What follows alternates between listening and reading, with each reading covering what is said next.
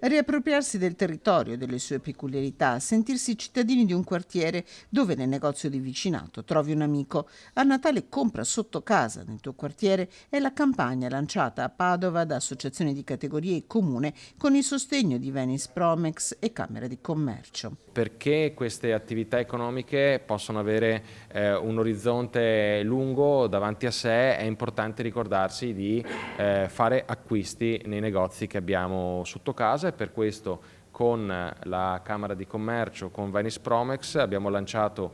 questa campagna di sensibilizzazione che è targetizzata su tutti i rioni, 37 ne abbiamo identificati, della città, proprio per stimolare il senso di appartenenza e ricordare sotto Natale di comprare sotto casa. Sono circa 3.000 i negozi di vicinato in città, negozi che stanno soffrendo, ricordano i rappresentanti delle categorie. Cercando di fare questo tipo di appello vogliamo che la gente soprattutto dia una mano a questi negozianti che sono là, che stanno soffrendo e che sperano che il Natale gli porti soddisfazione. Come abbiamo detto, il Natale è quello che ti fa il 30% del bilancio. Se questi non fanno neanche questo, non oso pensare cosa possa succedere. Riscoprite appunto il senso di appartenenza dei vostri negozianti sotto casa che vendono merci di qualità, sono ambasciatori appunto dei prodotti e della ristorazione, sono dei consulenti, sono anche dei confessori, perché se si ha dei problemi si va a parlare con il proprio commerciante,